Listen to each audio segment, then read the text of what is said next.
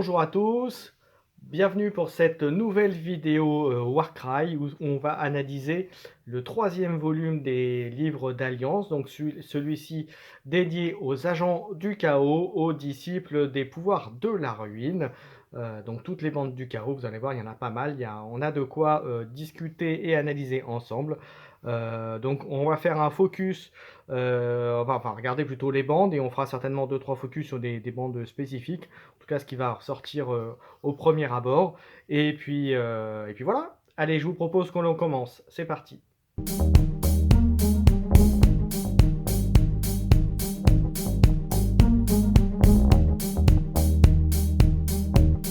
Allez, c'est parti, donc comme je disais, on va regarder donc le livre. Comme les précédents, vous avez un petit peu donc le sommaire, un petit feu de fluff. Ensuite, pareil, un petit feu de fluff également au sang et ruine, où on vous explique un petit peu les agents du chaos, enfin en tout cas quelques petits éléments. Également, comme les précédents livres, on vous explique comment l'utiliser, on vous redonne toutes les factions du chaos, donc avec la marque, et les différentes factions, donc y compris les dernières, hein, donc les Shadow Walker et les Sion of Flame. On vous réexplique aussi, comme les précédents, pour ceux qui ne l'ont pas vu, mais ou pour ceux qui n'en auraient pas encore ouvert, les nouvelles règles pour les héros et les alliés. Voilà, donc les héros alliés, je rappelle, pour ceux qui n'auraient pas vu mes précédentes vidéos sur les livres, alors la capacité de héros, si vous voulez, vous pouvez associer à votre bande un autre leader de la même faction, simplement il n'aura pas les bénéfices de l'icône leader, mais vous pouvez l'intégrer. Et allié, un peu comme les monstres par exemple, ou les cerfs, c'est une figurine que vous pouvez intégrer à votre bande qui vient d'une faction de la même alliance, d'une autre faction, mais de la même alliance. Voilà. Donc voilà pour les règles des héros et alliés. Alors bien sûr, il y a des petites nuances, mais l'idée elle est là. Alors, comme les autres bouquins, puisqu'ils sont faits sous le même modèle, hein, comme vous allez voir, on commence par les alliés du chaos. Donc ceux que vous connaissez, donc là voilà, vous voyez, il y a le Fomoride Crusher qui est disponible, que vous pouvez acheter en boutique, donc dans les bonnes crèmeries comme on dit. L'Ogroïde Myrmidon, le Phyrinx, donc le Mind Stealer Phyrinx. Donc trois créatures alliées que vous pouvez intégrer à vos bandes et qui sont plutôt sympathiques. Alors moi personnellement, je vais être avec vous, je préfère le Phyrinx et le Myrmidon. Le Crusher, par rapport en points et par rapport à la valeur en points, il est un peu cher par rapport à ce que vous pouvez trouver dans vos bandes régulières.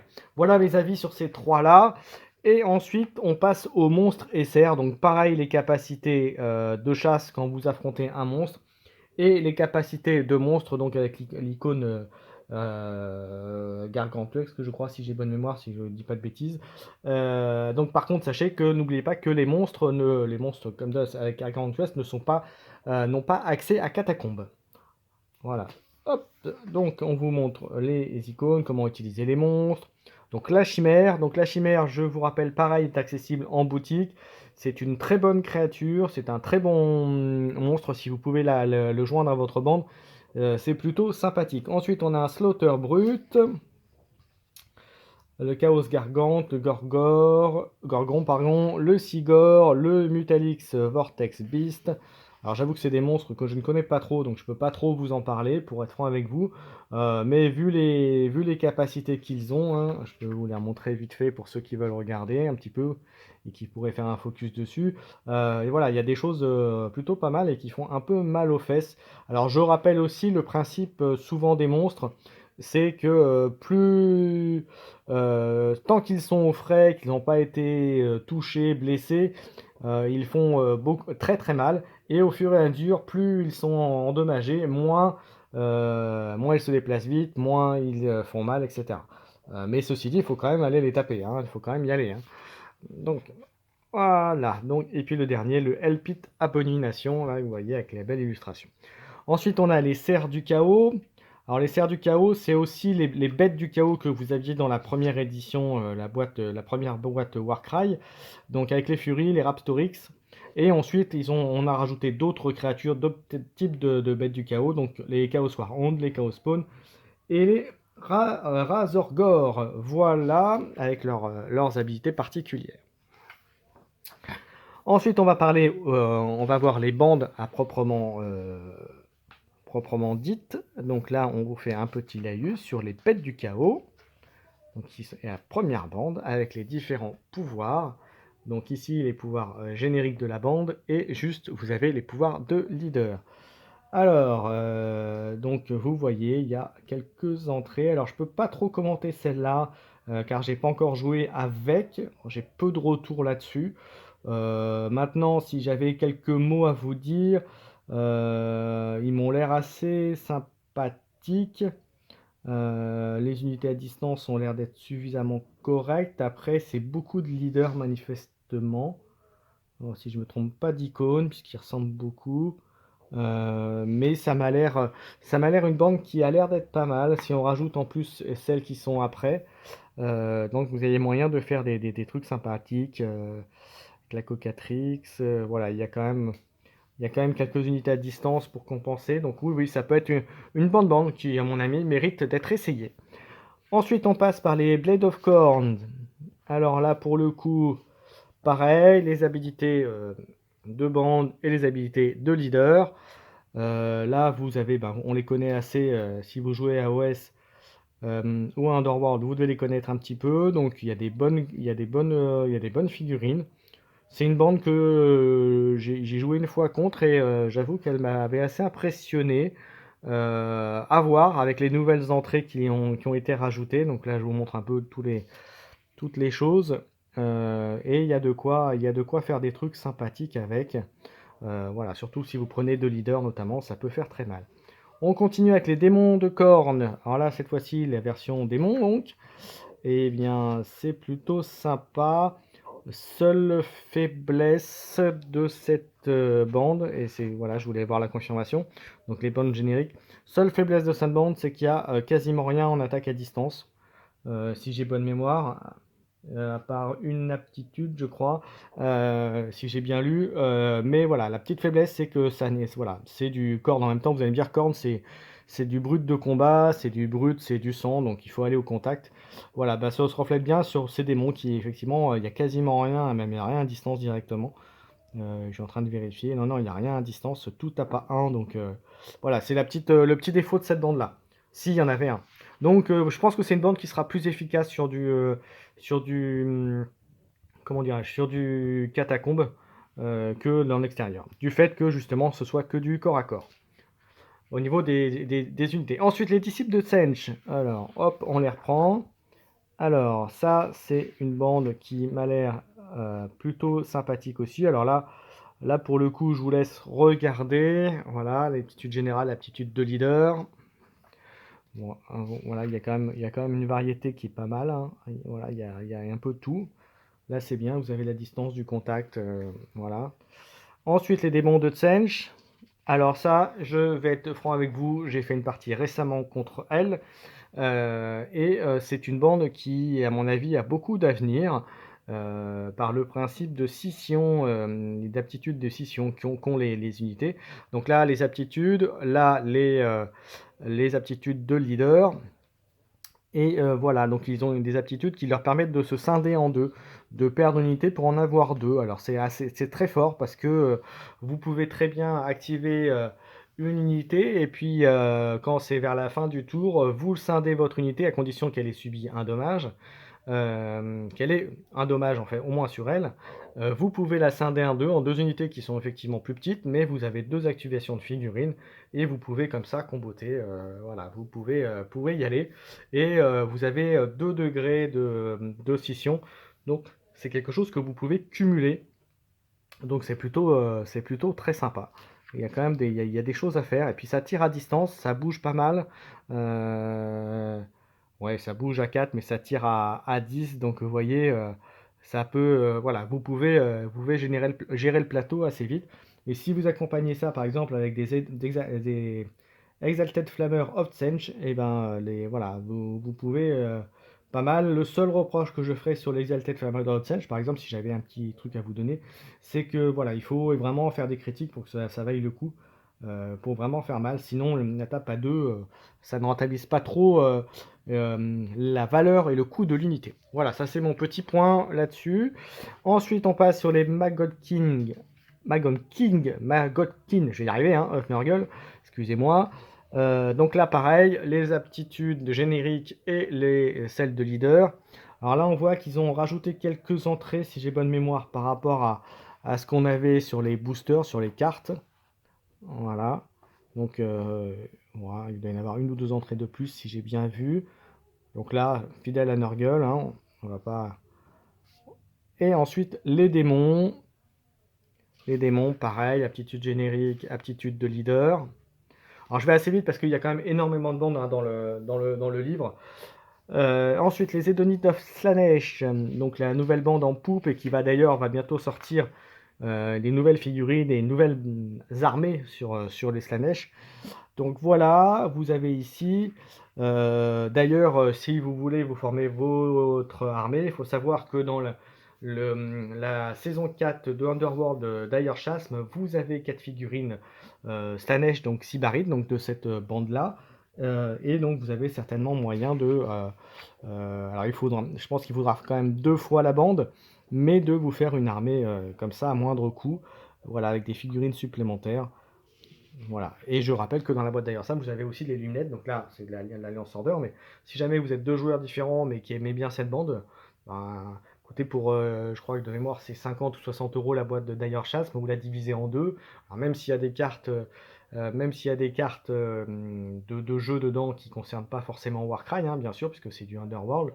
Mais il n'empêche, voilà, à 30 euros, vous avez 4 figurines, vous avez fait pratiquement la moitié de la bande chacun. Et donc en deux fois, vous avez, je pense, de quoi former une bande Warcry quasiment complète. Voir si ça se trouve même complète. Hein. Je n'ai pas fait le calcul des points, mais à mon avis, vous pouvez, ou en comptase, le faire, complètement. Ensuite, les démons de Slaanesh. Alors là, pareil, des belles unités aussi. Donc je vous laisserai dire. Pareil, capacité générique, capacité leader. Aptitude leader, voilà. Alors les Skaven, hop, et là vous voyez qu'ils ont pareil, capacité de combattant, capacité de leader, aptitude de leader. Et là vous avez plein de choses. Hop. Alors là je vous laisse voir parce que les entrées, il y en a plein.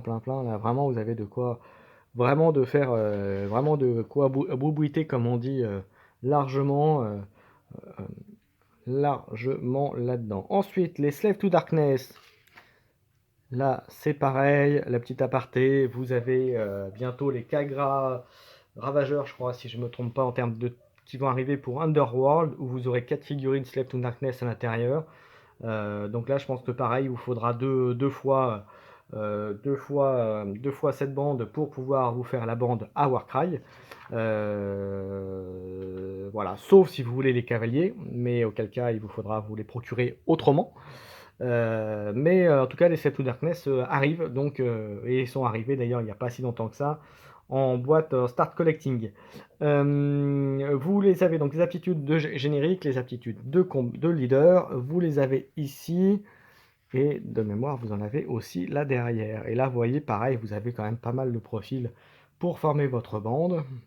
Donc ça, pour moi, je vais être franc avec vous, voilà, j'ai fait une bande, je l'ai pas encore testé, mais je vais le faire puisque ça m'a l'air plutôt pas mal. Alors après, une bande que l'on connaît, si on a joué avec la première boîte, les Iron Golem, donc là, ça change pas de ce que vous connaissez.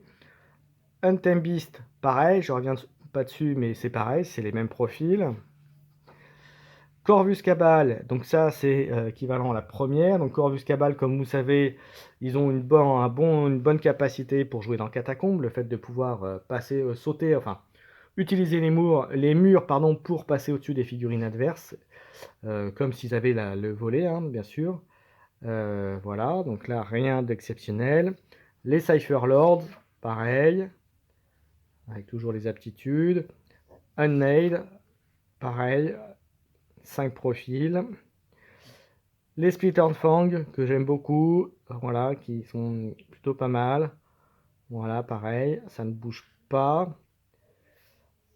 Les Sion Flame, donc que vous connaissez avec la boîte de Catacombes, qui sont là. Donc Les Spire Tyrantes, pareil, une bande que j'aime beaucoup, que j'ai un peu joué, et qui est plutôt pas mal. Seul reproche que je ferai, un peu comme les démons de Khorne, c'est qu'ils ont quasiment rien en distance. Voilà, donc vous voyez, il y a une unité qui peut taper à 3, une autre qui peut taper à 2, mais globalement, le choix pour taper à distance, c'est pas cette bande-là, quoi. Voilà, voilà pour les bandes.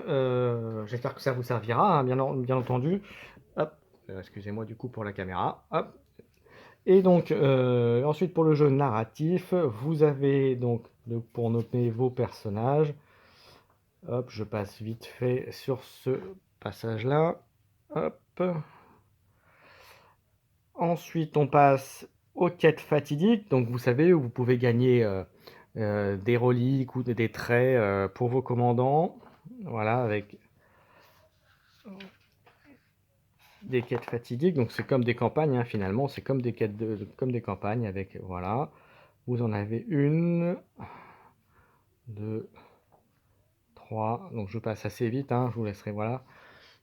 Avec les premières convergences, deuxième convergence, issue de la campagne pour gagner des traits en fonction de si vous choisissez honneur ou gloire.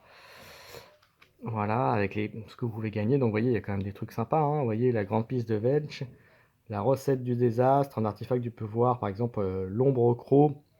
Une fois par bataille, un combattant peut utiliser cet artefact en tant qu'action bonus. S'il le fait, jetez un dé. Vous pouvez ensuite retirer ce combattant du champ de bataille et aussitôt le remplacer n'importe où sur le champ de bataille à une distance en pouces des figurines ennemi supérieur au résultat du dé. Donc, non, non, c'est fort. Vous voyez, en fait, si vous faites un téléporte de votre unité, donc, vous voyez, ce type de choses, c'est ce que vous pouvez gagner en faisant ces quêtes, ces campagnes, donc c'est plutôt pas mal. Les batailles de défi, donc, notamment généralement contre des monstres, enfin pas que, mais qui vous permettent généralement lorsque c'est des monstres, souvent de le débloquer, entre guillemets, pour votre bande. Donc, il y a de quoi faire. Voilà. Il y a de quoi faire, voilà, voilà, il y a du contenu, quoi, en tout cas, en termes de... Vous avez de quoi faire, et puis bien sûr, de quoi faire votre bande. Voilà, et bien écoutez, j'espère... Voilà, j'en arrive au bout, donc. J'espère que ça vous a plu. N'hésitez pas à liker, à commenter, pardon, à vous abonner. Décidément, moi, il faut que j'arrête la bibine, hein, ça va pas, hein. Merci à tous, donc. Encore une fois, j'en profite pour vous souhaiter une bonne année pour ceux qui n'auraient pas vu mes précédentes vidéos. Bonne année à tous, meilleurs vœux encore. Je vous retrouve bientôt pour de prochaines vidéos ou live sur Warcry. Je peux vous annoncer que dans quelques jours, il y aura un nouveau Warcry Corvus Mag avec mon camarade Romain de Lancer Critique. Et donc, je vous invite aussi à aller voir sa chaîne, puisque vous avez aussi pas mal de contenu Warcry. Et puis d'ailleurs, je pense que je ferai aussi une vidéo un petit peu pour vous dire un peu où est-ce que vous pouvez trouver aussi du contenu ou des aides pour Warcry. Voilà, merci à tous encore une fois. N'hésitez pas à me faire vos commentaires, dire si vous avez aimé ou pas, s'il y a des choses que vous souhaiteriez pour Warcry également. Dans mes tablettes, vous avez aussi après la course sanglante que je vous ai présentée en cadeau de Noël il y a peu en mode pour Warcry, il y a un nouveau mode que je vous prépare, un nouveau mode comme ça alternatif pour Warcry, que je vous prépare sous peu.